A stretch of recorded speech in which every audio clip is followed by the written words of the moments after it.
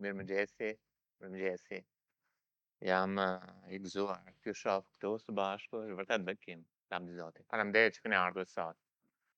Ne do të shkojmë në një seri të re, sa kemi mbaruar atë serin për dashurinë, edhe vërtet ka qenë një bekim edhe shpresoj që të gjithë janë motivuar, ndërkohë që ne shohim atë dashuri të madhe të kryqit që Perëndia ka zbuluar faktikisht në atë kryq përmes shpëtimtarit tonë Jezu Krisht. Është një dashuri mahnitse. Kjo është ajo që bën ndryshimin midis nesh edhe gjithë feve të tjera.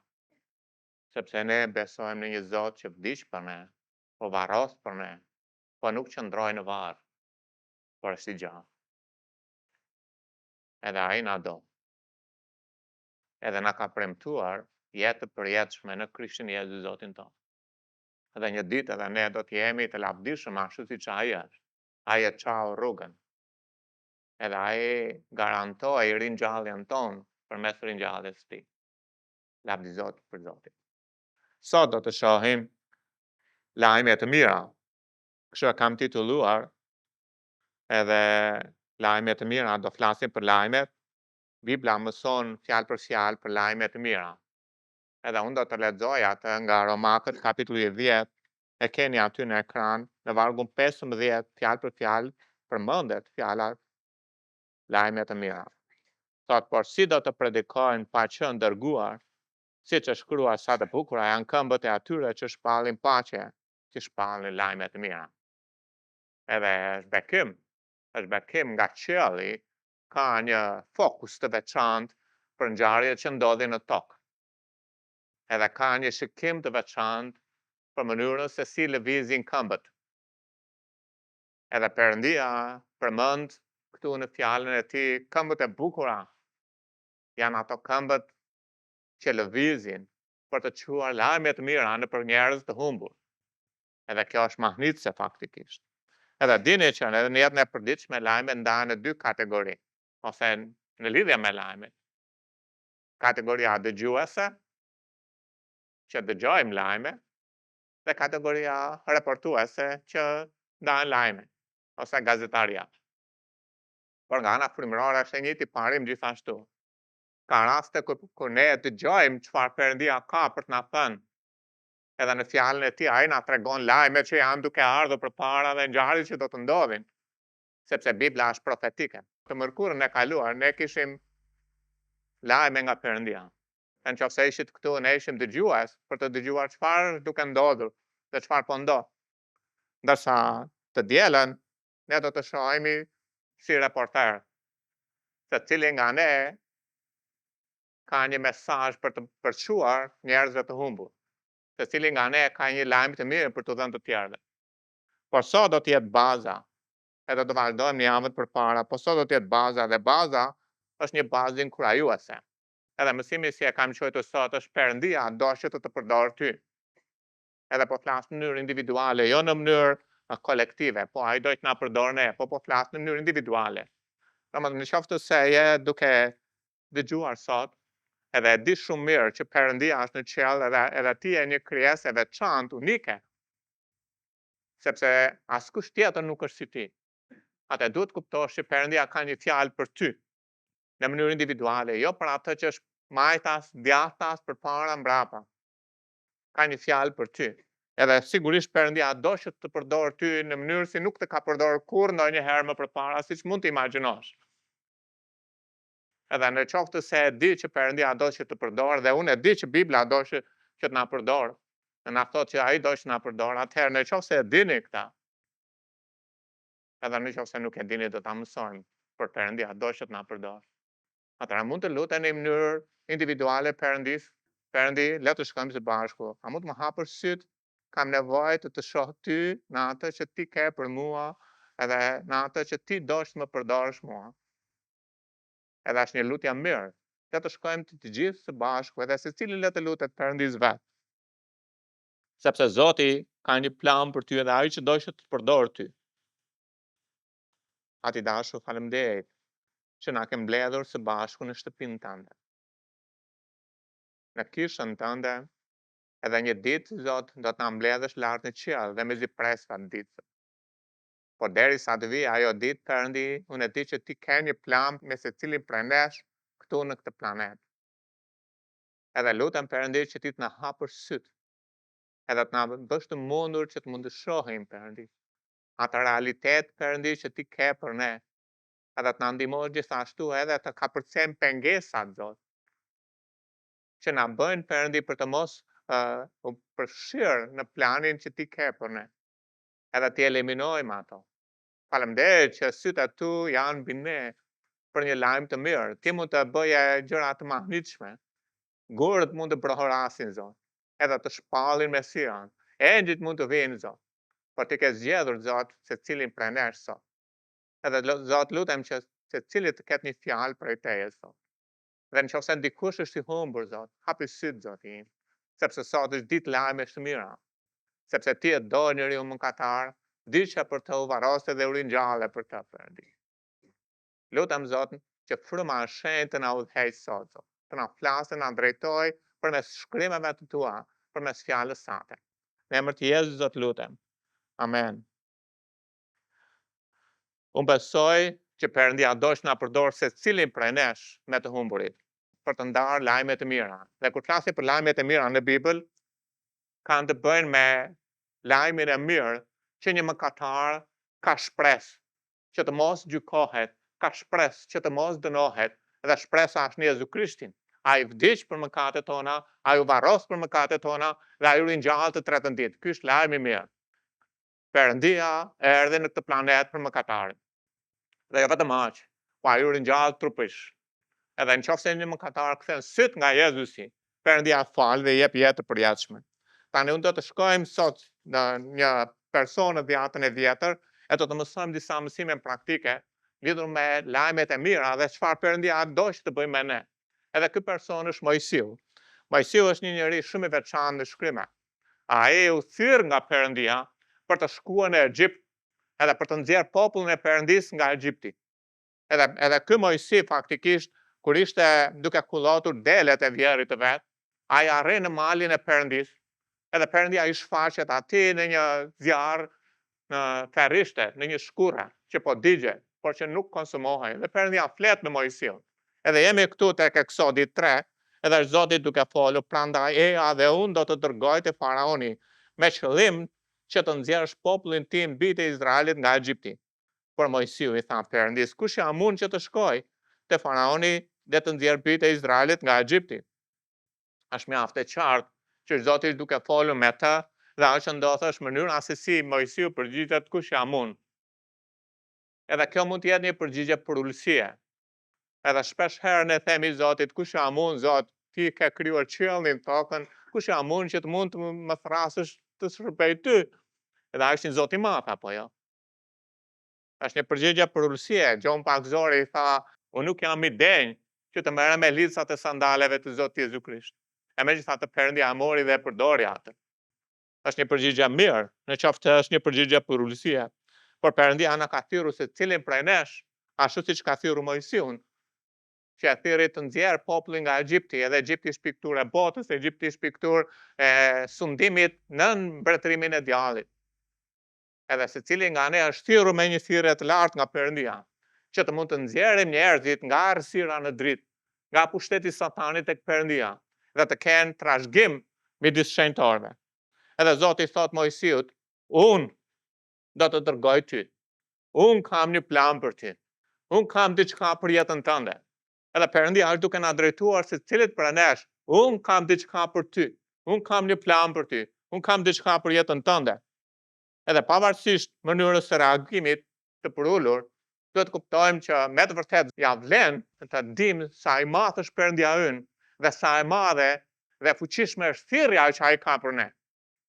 Sepse nëse ndalojmë vërtet se kush është Zoti, që nuk ka nevojë për asgjë, edhe kuptojmë se sa shumë na ka vlerësuar duke na besuar Ungjillin, është një nder. E dini që shpesh herë dëgjoj në shërbim që disa njerëz thonë, faleminderit Zotit që më ka dhënë mundësi këtë shërbim, faleminderit që më dhe këtë mundësi, faleminderit që më dhe këtë mundësi me përulësi. Edhe sigurisht kush ja mund që jap shërbimet, Perëndia na jep shërbimet, por kur ata marrin shërbimin e vlerësojnë. Është një qëndrim për ulësia ndaj Perëndisë. Edhe është për të vlerësuar. Qëndrimi i përullur. Por dua të them që Mojsiu nuk kishte thjesht qëndrim të përullur, kishte ca gjëra të fshehura poshtë asaj kush ja mund. E do të zbulojmë pak këto së bashku. Ai kishte ca justifikime. Sepse kush ja mund mbarte edhe justifikime, kush ja mund Zot e di çfarë, a e di ti Zot të shkuarën time, a e di të kaluarën time, a e di gjendjen time, a e di paaftësinë time, kush ja mund të shkoj. Edhe tek Mojsiu gjejmë dhe veten tonë. Në momente të caktuara të jetës, ose ndonjëherë për një pjesë të madhe të jetës. Për Mojsiu është duke u justifikuar përpara Perëndisë. Nga e dim që janë justifikime, sepse ku lexojmë në kontekst kapitullin 3 dhe 4, ne vëmë re që Mojsiu justifikohet dhe derisa pastaj thotë, e di siç puna Zot dërgoj mesazhin tënd nëpërmjet kujt të duash. Për Mojsiu është duke zbuluar një listë justifikimesh njëra pas tjetrës. E na do të merremi këto së bashku. Po për të qenë të sinqert, ne jetojmë në një botë justifikimesh. Fëmijët justifikohen. Të rinjt justifikohen. Të rriturit justifikohen. Se nuk e ke bërë detyrat, edhe ka një listë të gjëra pse nuk e bën. Se nuk vajte sot në shkollë, e ka një listë pse nuk vajti. Se nuk erdha në punë, e ka një listë pse nuk vajti në punë. E ne jemi njerëz që justifikohen. Edhe nga natyra jo, ne mendojmë që justifikimet tona janë një mënyrë për të shfaqësuar përgjegjësitë tona apo jo. Edhe mendojmë që këto funksionojnë. Kështu mendojmë ne, sepse nëse do mendonim ndryshe nuk do i përdornim. Ne mendojmë që këto funksionojnë. Tani jam natyra njerëzore si reagon. Shiko te Luka 14, është normale, mënyra si reagojmë ne nga ana njerëzore, sepse shkrimet e thonë dhe ne nuk dalim dot jashtë asaj që thot Bibla. Kështu është natyra njerëzore. Zoti vajti tek Adami, i tha, si shpuna Adam? Adami tha, Zot, gruaja. Vajti tek gruaja tha, gjarpri. Ne gjithmonë kemi një justifikim. Edhe kështu është tu te Luka 14 thuhet, atëherë Jezusi tha, një njeri përgatiti një darkë të madhe dhe ftoi shumë veta. Dhe në kohë të darkë të dërgoi shërbëtorin e vet u thotë të ftuarve, e ani sepse gjithçka është gati. E dini histori më poshtë, ajo që ndodh është i pari ka një reagim, i dyti ka një reagim, i treti ka një reagim, edhe i pari kishte marrë një arë dhe tha, të lutem të më falësh, do shkoj të shoh arën, tjetri tha, kam bler 5 pendçe, të lutem të më falësh, do shkoj aty, edhe i treti as nuk kërkon falje fare, thotë dëgjoj, mora grua, mirupafshim. Ajo që ndodh është ka një mënyrë normale nga ana njerëzore për të nxjerrë justifikime për të mos u përgjigjur përpara Perëndisë. I Zotit të shtëpisë është pikture Perëndis vet. Edhe ata e qetësuan veten e tyre me justifikime. Po dhe Mojsiu faktikisht nxjerr një listë me justifikime. E le t'ju them që në fillim justifikimet e Mojsiut kishin ballë. Po të ishim ne do thoshim dëgjoj vëlla, unë të kuptoj shumë mirë. I kuptoj hallet e tua. I kuptoj sa e ngarkuar je. I kuptoj problemet familjare. E kuptoj që nuk mund të shërbesh dot. Të kuptoj shumë mirë, pa çaj hall. Kështu do thoshim ne. Pyetja është, a pinu justifikimet përpara Zotit? Kjo është pyetja. Edhe Mojsiu ka ca justifikime që nga perspektiva njerëzore ne ja çajm hall. Edhe kështu bëjmë ne shpesh herë me njëri tjetrin. Por dua të shikoni justifikimin e parë. Justifikimi i parë i Mojsiut është ai ka të kaluarën. Dhe teksti është, dua të dini që Perëndia do që të përdor ty pavarësisht çfarë mund të mendosh që të justifikon ose të pengon për të shërbyer Perëndisë.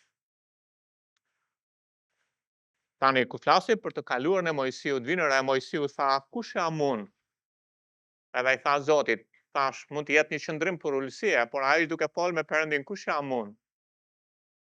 Edhe Perëndia, a di të kaluarën time? A di që kam diçka në të kaluarën? Kam një njollë në biografi?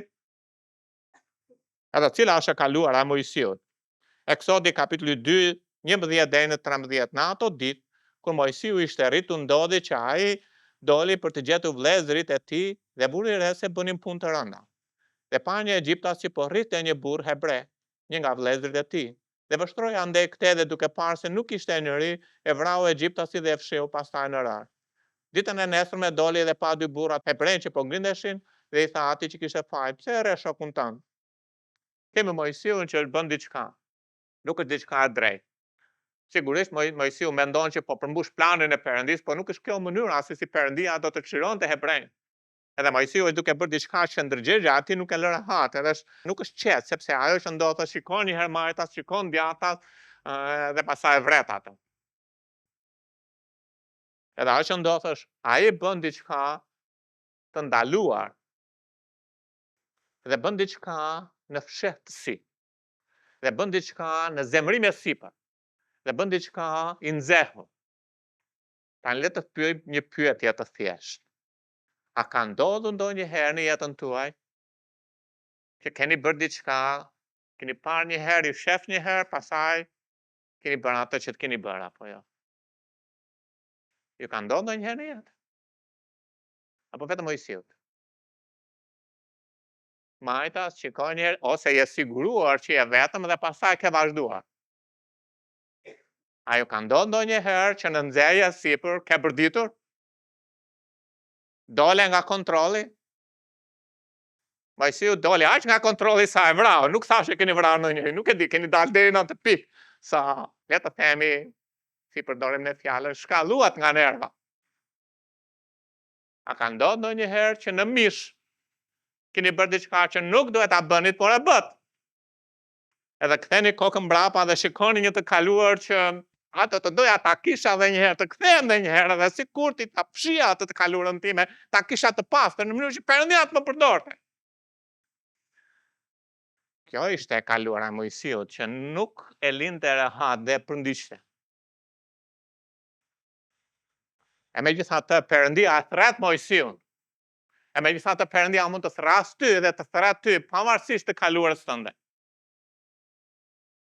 Është një justifikim që qëndron apo jo?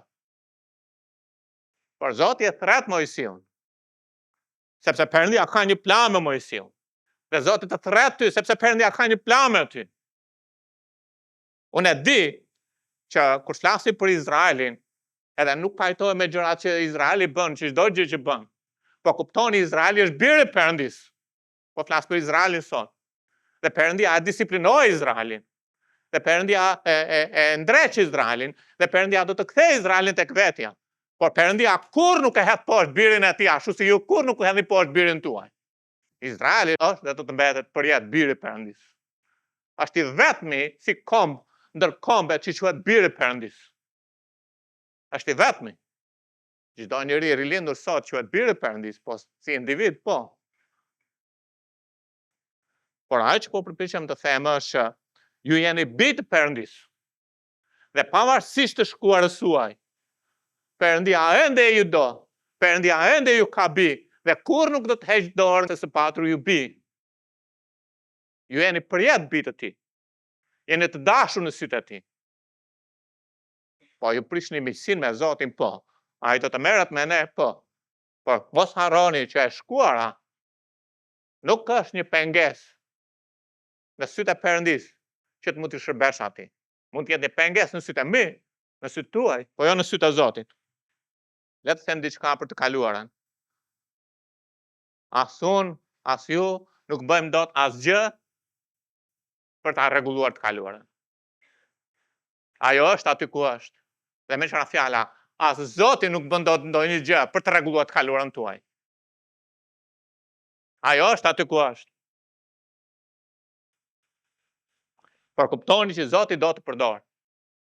Pavarësisht të kaluarën, prandaj mos lër të shkuarën në mënyrë që të bëhet pengesë për të shërbyer Perëndis. Tash justifikimet nuk janë pa arsye.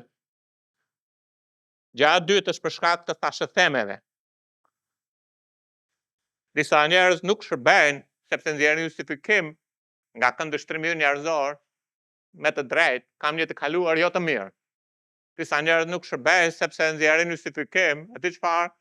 po përflitet për mua gjithandej. Shikoni çfarë thot për tek Eksodi 2. E dini që lajmi i keq për hapdheun gjithandej apo jo? Edhe njerëzit ta, po bëra një gjë, do flasin. E njerëzit nuk pushojnë. Sa do të mundohesh të mbyllësh gojën njerëzve, më vjen keq e them, gojët nuk mbyllen. Do flasin. Do flasin. Do flasin. Edhe lajmi mori vend që Mojsiu kishte vrarë. Lajmi do marrë vend për atë që keni bërë juve. Ju thoni do doja të ishte mbyllur. Mirë do ishte. Po ja që mori vend. Edhe Mojsiu tani çfarë thot? Por ai u përgjigj, kush të ka vënë pris dhe gjykatës mbi ne? Ky është vllai hebrej. Mos do të më vrasësh si vrave Egjiptosin? Atë Mojsiu u tremb dhe tha, me siguri kjo gjë dihet nga të gjithë. Unë e bëra fshehu. Kush e zbuloi? Kush e pa? Tani, në qoftë se ke mëkatua përpara Zotit, Bibla ka një rrugdalje. E para Gjoni 1:9 thot, po të rrëfej mëkatet tona, ai është besnik dhe i drejtë, që të na pastroj mëkatet e të na lajë nga çdo pavësi apo jo, me anë të gjakut të birit të tij. Gjaku i tij na pastron. Edhe në qoftë se shkon edhe rrëfen mëkatin, atëherë je i falur. Çohu. Mos e lër të shkuarën. Po, për në qoftë se unë shkoj në kish, njerëzit do merren me llafe me mua. Nga e di unë që merren me llafe. Kur u kthye Naomi në kish, thanë, "Ua, Naomi, erdhi Naomi, keni pa Naomi? Ka ardhur që nga Moabi, të gjithë qyteti zjente për Naomi." Njerëzit merren me llafe. Edhe njerëzit thonë, sepse flasin, unë nuk do hyj në kish më. Është gabim. Ti nuk vjen në kish për njerëzit, ti vjen në kish për Zotin në shtëpia e Perëndis. Domethënë, pavarësisht të kaluarës, pavarësisht të shëthemeve, në ami të keq, le të themi kështu, Zoti do të përdorë ty pra. Mbase ata që merren me thashëtheme nuk të përdore, po Zoti do të përdorë. Zoti do që të përdorë ty. Kjo është ajo që është mjaft e rëndësishme, prandaj duhet të marrë zemër, duhet të marrë kurajë që Perëndia do që të përdorë ty pavarësisht argumenteve të arsyeshme të tuat pse nuk do që të shkosh. Kush jam unë, Zot? Kush jam unë? E di të shkuarën time? E di çfarë po thonë njerëzit? E di si po zjen Betlehemi? E di si po zjen kisha për mua? Zoti thotë e di. Hajde. A mund të marrësh atë tjetrin? Jo mua. Zoti thotë ty. Ty dua. Ty dua që të marrë të përdor.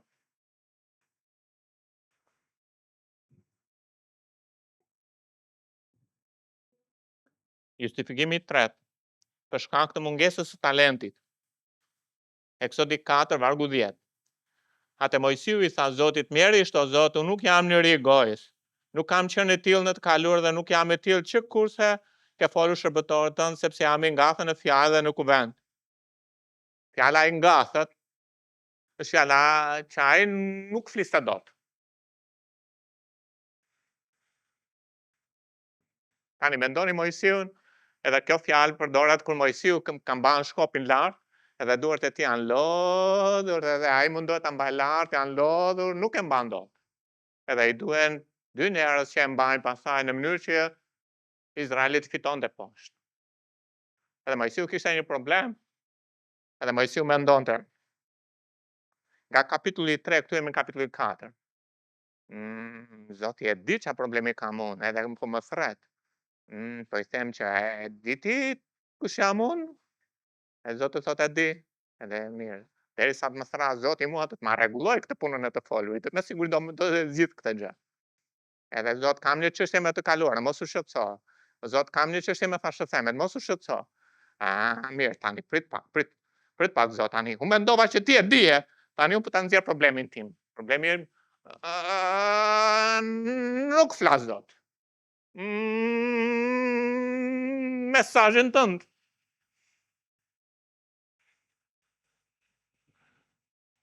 Të ta vjeni ato udhëheqësive? Zoti po. Tani, mendoni pak për dobësinë tuaj. Lërët Mojsiut. Sa të dobët jeni në atë që jeni që mendoni që ama që dobët sa unë nuk më përdor do Zoti. Zoti thot, pa, kush e ka bërgojnë? Kush të ka bërë ty? Jam unë që po të dërgoj. Në qoftë se një njëri ka patur një mëkat të fshet. Në qoftë se një njëri ka patur një nam që hapur thashë theme për ata. Në qoftë se një ka probleme me belbëzim, ka probleme me shikim, pali kishte probleme me shikimin. E keni vëre kur thot pali, shikoni me çfarë shkruan ashtu më dha, ai hapte atë fletorën e shkruante aty afër me gërmë se nuk shikonte dot. Në qoftë se njëri ka punë, biznes, familje, e ngarkuar, a thret Zoti atë për shërbim? Po jo, Zoti mund të thrasë cili do, po jo, se unë kam 5 fëmijë, unë kam 7. Zoti mund të thrasë cili do, po jo, unë kam halle, probleme, kam familje, kam fëmijë për të mbajtur, kam punë, kam 5 punë tani e gjitha. Jo, unë, po sepse unë kam një të shkuar të keqe, jo, sepse më për mua po të thonë thashë theme, jo, sepse nuk kam talent, nuk kam aftësi, çdo njëri mund të shërbejë, çdo përfshiruni ju, shnoni emrin në shërbim aty. Po jo, unë. Zoti thot ti. Zoti i hedh poshtë justifikimet e Mojsiut. Dhe në qoftë se Zoti i hedh poshtë justifikimet e Mojsiut, ai hedh poshtë justifikimet e mia dhe të tua. Dhe në qoftë se hedh poshtë justifikimet e mia dhe të tuat, atëherë dhe ne do t'i hedhim poshtë ato. E të themi, ja ku jam Zot. Jam gati tani të shërbej. Çfarë do që të bësh? Edhe nuk ka nevojë që të thua dërgo mua, sepse tashmë të ka dërguar ty. Ti e një ambasador e ti. Ti e një shpadhës lajmi ti të mbi tokë. Perëndia të ka lënë këtu me një mision të qartë. Edhe tek Eksodi 3:12 Zoti thot, unë do të jem me ty. Unë të njoh Mojsi. E njoh të kaluarën tënde. E di sa probleme ke. E di sa halle ke.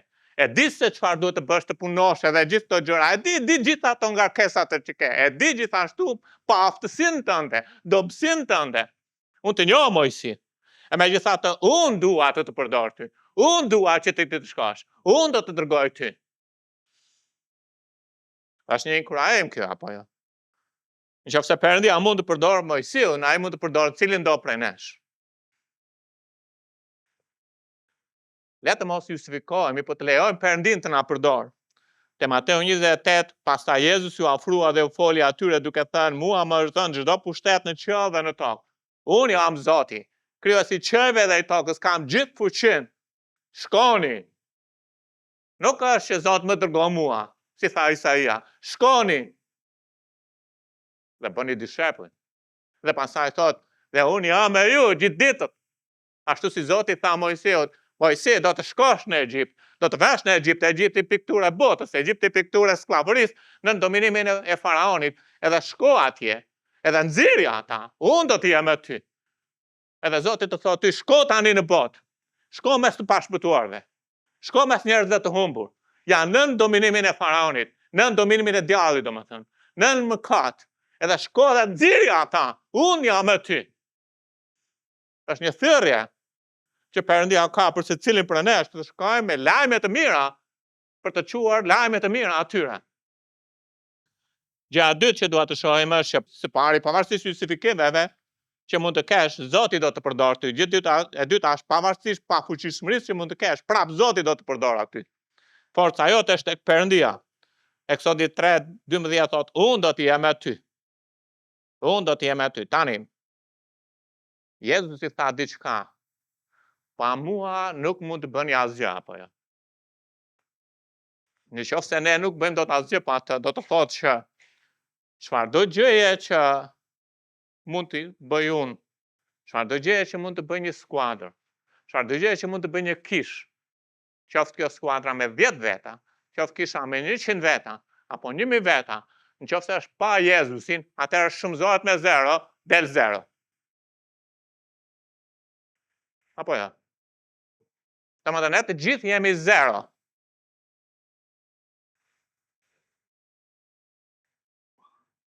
Pa Jezusin. Prandaj Zoti thot, Mojsi, unë jam forca jote. Unë jam kuraja jote. Unë jam fitoria jote.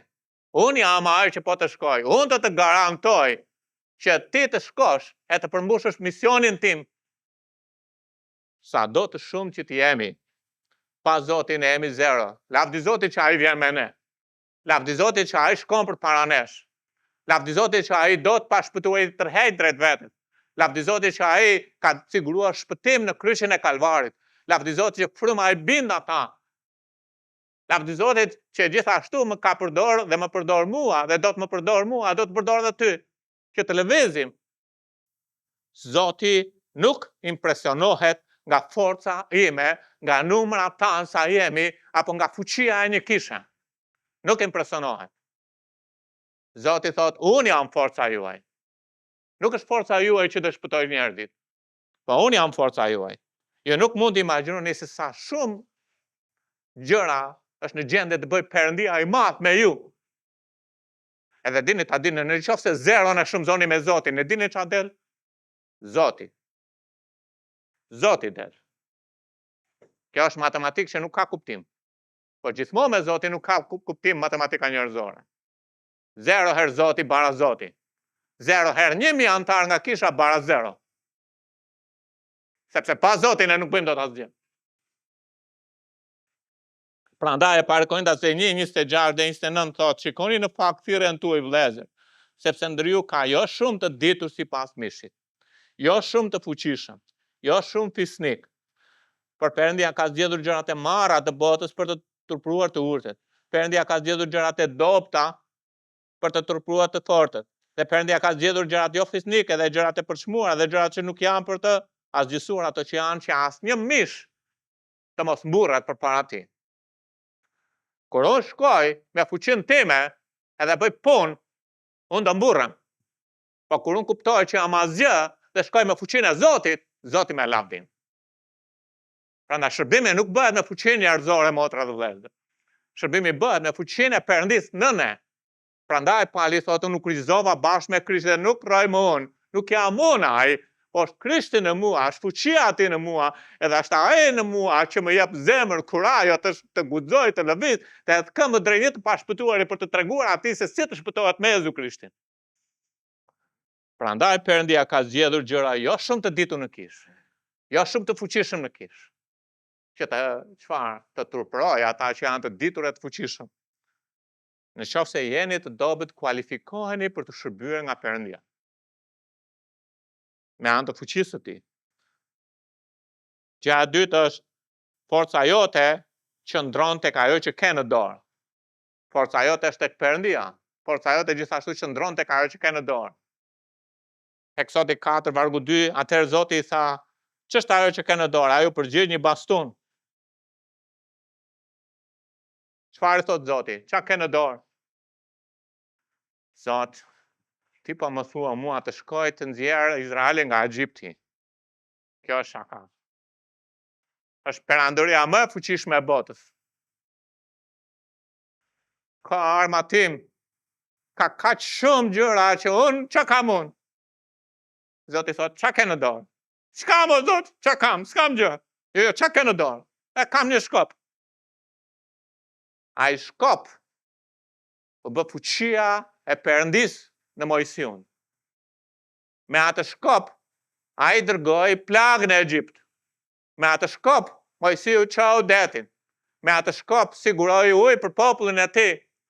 Ai shkop u bë fuqia e Perëndis. Me atë ai ngriti dorën lart, edhe Izraeli korte fitoren.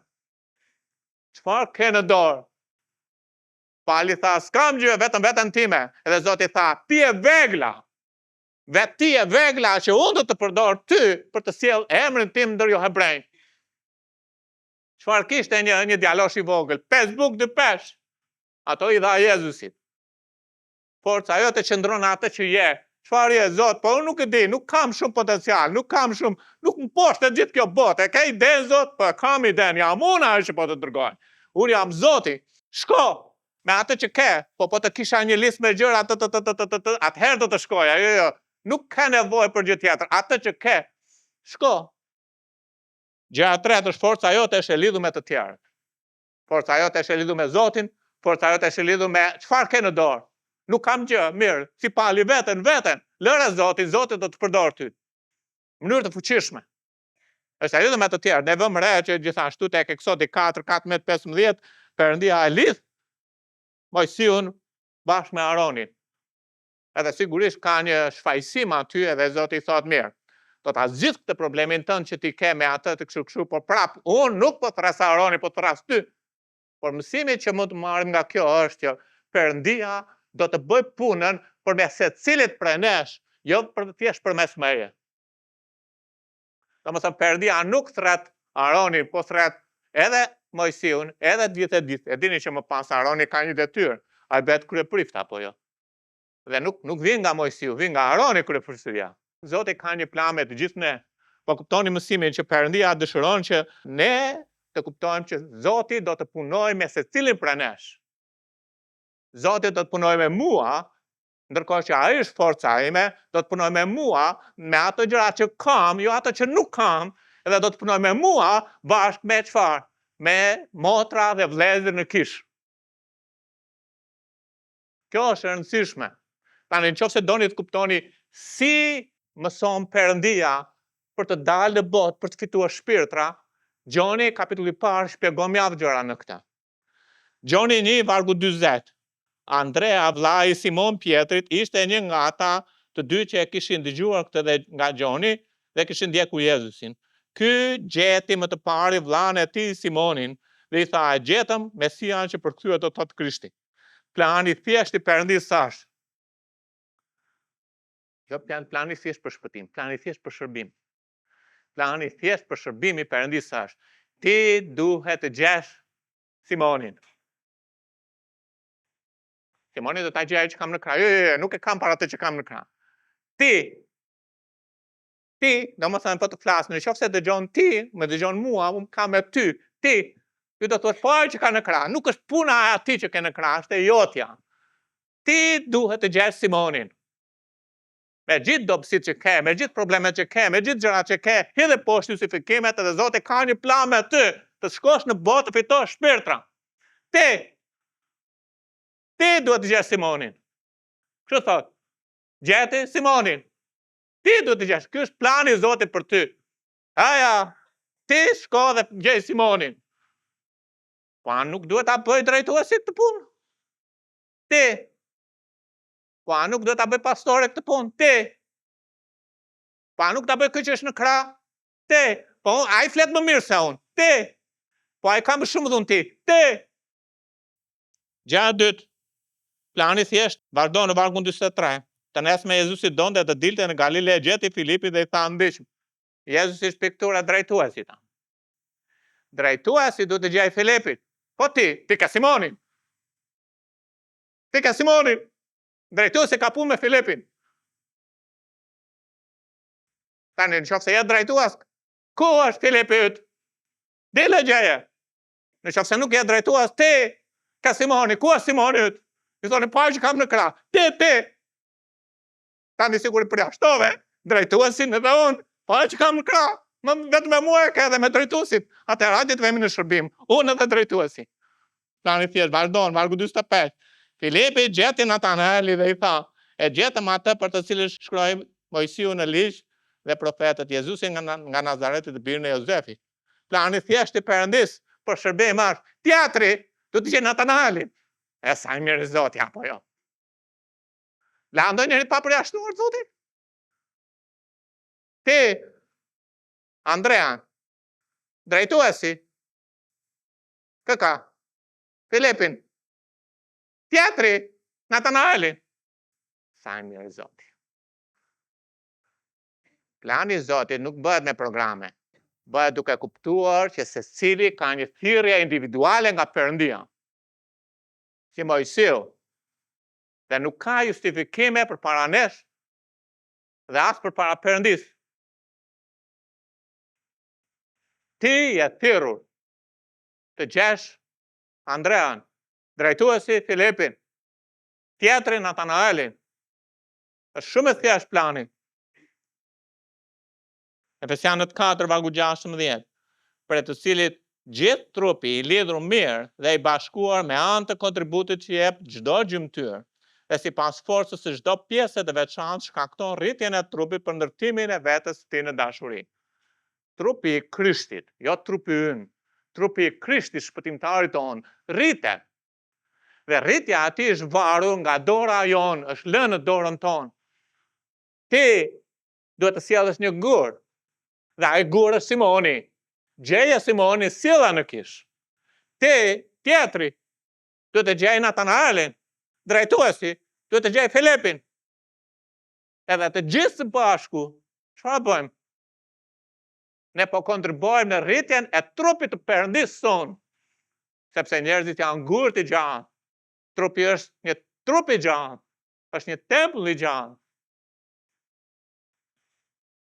Të mërkurën kishim 3 kërkesa lutje. Një nga ato është që secili në mënyrë individuale të lutej që Zoti të hapte një derë për atë. Edhe ne do të vazhdojmë të lutemi kështu, sepse kështu na mëson Bibla. Edhe ti duhet të lutesh që Perëndia të hap një derë për Simonin. Ti do të lutesh që Perëndia të hap një derë për drejtuesin. Që drejtuesi të gjej Filipin. Ti do të lutesh për atë që ke në krah, që Perëndia të hap një derë që të gjej Natanaelin. Ky është plani i thjeshtë i Perëndisë në shërbim për të fituar shpirtra. Edhe është përfshirja e të gjithëve. Edhe askush nuk është i përjashtuar. Ju do thoni po unë jam i dobët, sa folëm. Ju do thoni po flasim, thashë theme për mua, sa folëm. Ju do thoni po nuk e di të kaluarën time, sa folëm. Ju do thoni po unë kam frikë, edhe Mojsiu kishte frikë. Sepse ai iku nga Egjipti sepse kërkonin ta vrisnin. Edhe Zoti tha, dëgjoj, unë i di të gjitha gjërat, por e di çfarë, mos u shqetëso, unë jam ai që po të dërgoj. Edhe Perëndia na thot 2 Timoteu 1:7, nuk na ka dhënë frikë, por forcë, urtësie dhe një mendje të shëndosh për të dalë, për të ndarë lajmin e mirë me të tjerë. Jezusi ju tha atyre, mos keni frikë nga ata që ju vrasin trupin, po nuk mund të ndikojnë te shpirti, keni frikë më te për Zotin.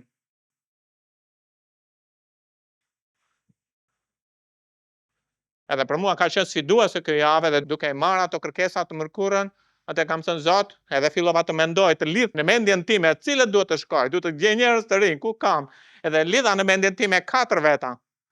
Edhe ata 4, sa fillova të lutesha për ata 4, 1, 2, 3, 4. Edhe pastaj fillova të shkoj, edhe ja ku do shkoj, do shkoj vetë tek i pari, edhe e njërin e njifja sepse ishte banakier, edhe kisha përshëndetur, vete unë atje, banakieri kishte humbur. Ku është? Ka ikur. Ta ka filluar shkollën. Okej. Pastaj shkruaj një tjetër një mesazh dhe ai tjetri nuk përgjigjet. Kaloi 24 orë, 48 orë, e mirë, vazhdo duke lutur, o Zot, çfarë do ti që të bëj unë, po flas për veten time, çfarë do, po kam atë, duhet të shkoj televizja atje. Edhe shkova përpara një lokali që njoh dikë, edhe mbrëm faktikisht, edhe gjeta atë. Edhe dini me kë e gjeta me një hoxh. Edhe po fliste ai, hoxha me të, edhe thashte pas kanë kapur para meje.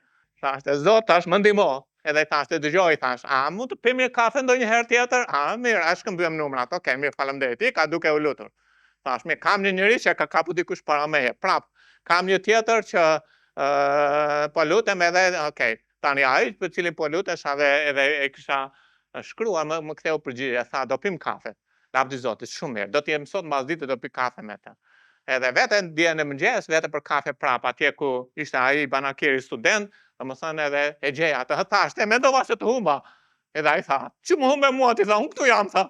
Mirë thash, mirë, okay, mirë, më fal, nuk ka kuptim fjala, ai thash aty, atë shkëmbejmë numrat edhe të pim një kafe se kam folur bashkë. Edhe si thash, unë i thashte, dëgjoj, kjo kafe është shumë e mirë, thash. Meriton një kafe. Ai bëri kafen. I thashte, "Mund të pim ndonjëherë kafe?" Nëse ai do filloj student në vit të parë për inxhinieri, okay, i thash, do të bësh edhe ti atje te korpusi, thash, se kam idem ku bie korpusi, mirë, s'ka gjë, ta shpjegoj unë, thash. Domethënë në të njëjtën universitet. Tani, kam edhe një të katërt, dhe duhet të shkoj të thyej valutën. E kur shkoj të thyej valutën, do të them atij, se e di, e kam piketuar. Tani pyetja që kam unë është, A mund të piketoni ju njerëzit tuaj? Zoti thot, ti gjej Andrea, unë kam Filipin, tjetri ka Natanaeli. Ne duhet të jemi besnik ndaj Perëndis në thirrjen e Perëndis, sepse në këtë mënyrë ne kuptojmë planin e Perëndis për ne, edhe I bindemi Perëndis në atë që Zoti na thot. Zoti të ka thirrur ty, specifikisht ty, që të fitosh të humburit përmes fuqisë së Tij, pavarësisht të kaluarës apo dobësive. Ai do të bëjë gjëra të mëdha në dobësinë tënde dhe në këtë ai do të marrë lavdi. Pastaj sa atyre dilni në mbar botën dhe predikoni ungjillin çdo krijese. Afrohu me një të pashpëtuar. Ka përcej gardet, njëf një tjetër që nuk e ka njohur kurrë. Dashno marrëdhënie, lutu me ta. Të kthehemi edhe një herë te justifikimet Luka 14. E dini këtë që Jezusi tregoi këtë histori edhe tregoi për atë zotërin që u dha ftesa, edhe ky zotëri është pikturë vetë Perëndis, edhe njëri justifikua, tjetri justifikua, tjetri justifikua. Tani pyetja që kam unë është çfarë ndodhi në fakt me zotërin? A tha, unë e kuptoj që keni hallë. Kështu tha. E dini çfarë thot Bibla? Pastaj shërbëtori u kthye dhe ja dëftoi të Zotit të vet, atëherë Zoti I shtëpisë plot zemërim. Vini ora çfarë ndodh me reagimin e Zotit kur ne nxjerrim justifikime për të shërbyer Perëndis. Edhe ne I themi njëri tjetrit edhe ja mbushim mendjen njëri tjetrit që ka arsye pse nuk jam në shërbim.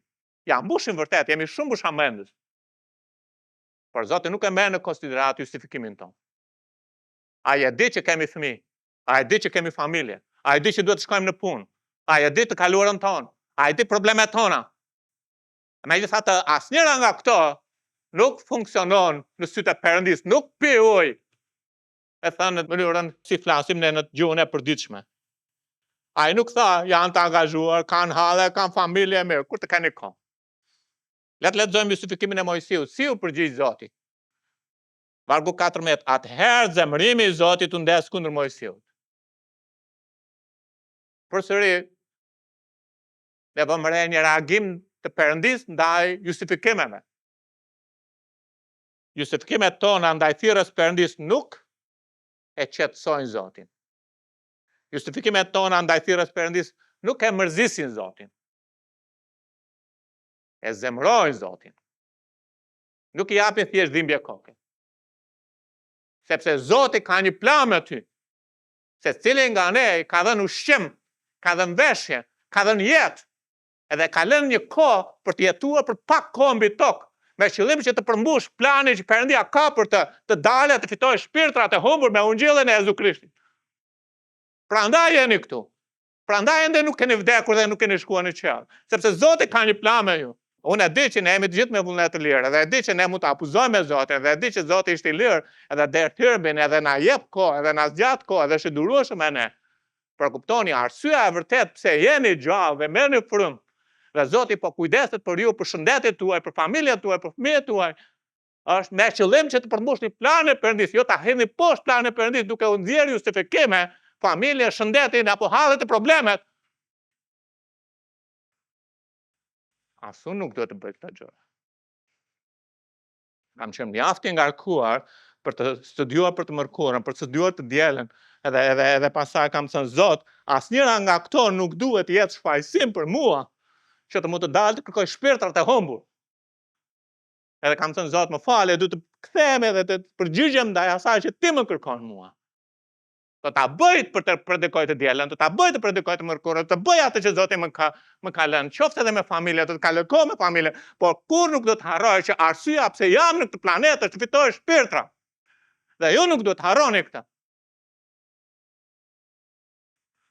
Justifikimi nuk funksionon. Nuk ka sens në sytë e Perëndis justifikimi për të mos u përfshirë në shërbim. Ndërkohë që ne temi sinqert, kemi shumë gjëra, e koha na ikën, vetëm na ikën. Zoti na jep jetë, shëndet dhe siguron bukën e nevojshme për një qëllim. Të shkojmë në botë e të nxjerrim të humburit prandej. Perëndia do, jo vetëm që të na përdor, por ai gjithashtu dëshiron që të bëjë gjëra të mëdha me ne, sepse ka një plan ndërkohë që na përdor me një të ardhme të lavdishme. Sepse ndërkohë që ne punojmë sot, i shërbejmë sot, ta dini që ka një shpërblim në të ardhmen. Po jam i lodhur, e kuptoj, jam i ngarkuar, e kuptoj. Ju kuptoj plotësisht. Po, a e kuptoni Perëndin që këto gjëra nuk janë për të shfaqsuar veten tonë, por janë për të kërkuar Perëndis forcë për të përmbushur punën e Zotit. Edhe Zoti thot, si thot, sa i mirë është Perëndia. Nuk e di ti vallë, nuk e ke dëgjuar, Perëndia e përjetësi Zoti krijuesi kufive të tokës nuk mundohet dhe nuk lodhet. Zgjuarësia e tij është e panjohshme, ai jep forcë të lodhurit, rrit fuqinë të kaputurit. Lavdi Zotit sa i mirë është ai. Të rinj mundohen dhe lodhen, të rinj e zgjedhën me siguri pengohen dhe rrëzohen, por ata që shpresojnë te Zoti fitojnë forca të reja, ngrihen me krahasi shqiponja, vrapojnë pa u lodhur, ecin pa u lodhur. Perëndia jo vetëm që do të përdor ti, por ai edhe gjithashtu do t'ja forcë ty, por edhe gjithashtu ai do të punojë përmes teje, edhe gjithashtu ai do të shpërblejë ty. Sepse Zoti është i mirë. E di që shpëtimi është falas, por puna në Zotin është me shpërblim nga Perëndia. Por ju jeni të fortë dhe mos i lini krahët tuaj të dobësohen, sepse puna juaj do të shpërblehet. Po kam parë, për shembull, kam punuar, po ja nuk ka patur një fryt. E dini çfarë thot Galatasit? Mos u lodhni se bëni të mirë, sepse do të korrni në kohën e vet. Mos u dekurajoni. Vazhdoni në rrugën përpara. Vazhdoni përpara duke mbjellë me shpresë, duke folur me shpresë, duke ndërtuar marrëdhëniet me shpresë, duke u lutur me shpresë që Perëndia të shpëtojë një shpirt. Edhe një tjetër, kjo është puna që Zoti ka me mua, edhe unë do të lejoj atë ta bëj. Edhe një shpirt, edhe rritet trupi i tij, jo kisha, trupi i tij. Në kuptimin jo numri antarësisë së një vendi. Por jam i shqetësuar për trupin e tij, jam i shqetësuar për lavdinë e tij, jam i shqetësuar në kuptimin e mirë, kam vendosur barrën e Zotit në zemrën time dhe fuqia e tij në mua më bën që çfarë, të kujdesem për punët e Atit. Si Jezusi tha, a nuk e di, tha Maris, që më duhet të merrem me punët e Atit?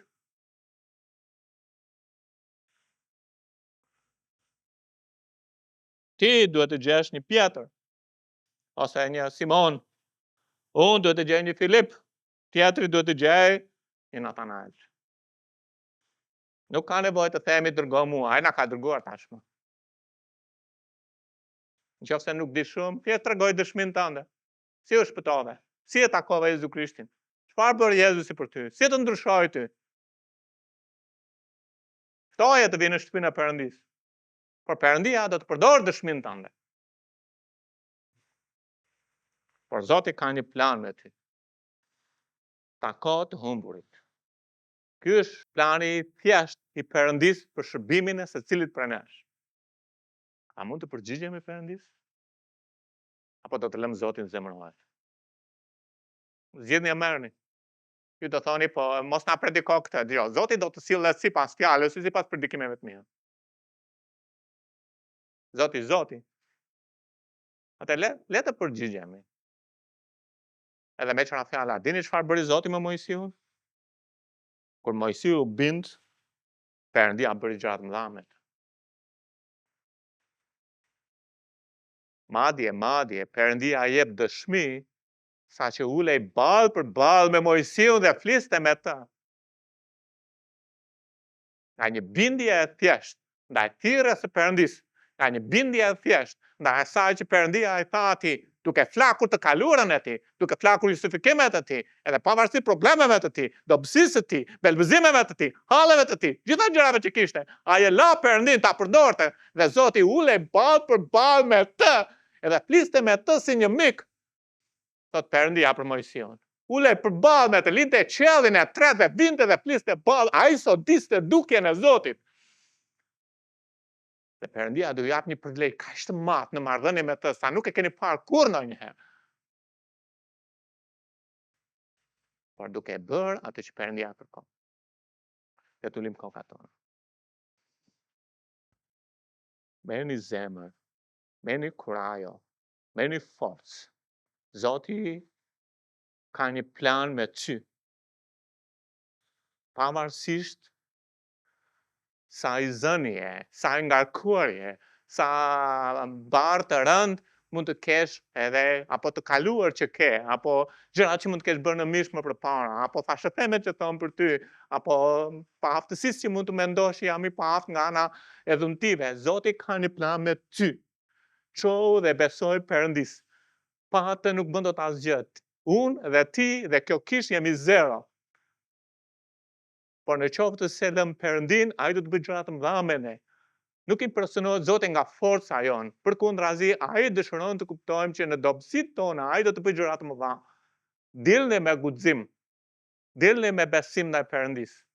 Binduni Perëndis. Ndërtoni ura me të pashpëtuarit. Thyeni barrierat me të pashpëtuarit. Mos u mbyllni për veten tuaj, mos e lini kohën të shkojë kaq dëm, saqë nuk e kthen dot më mbrapa, nuk e marrim dot të dieshmën as javën e kaluar, po mund të zgjedhim të jetojmë për Perëndin. Mund të zgjedhim të dalim e të përmbushim planin që Perëndia ka për ne, ndërkohë që ai shmene çdo ditë. Ati dashur, faleminderit për fjalën Zot. Faleminderit që na sfidon, na flet, na lan, na pastron. Madje na hedh poshtë edhe justifikimet tona, Zoti. Edhe unë besoj që ti ke njerëz që ke vendosur rreth njerëzve të tu, Zot. Po lutem për njerëzve tu të hapur syt atyre. Ti shohin ata që rrethojnë si shpirtra për cilën Jezusi vdiq. Edhe të dalin madje për te gardheve.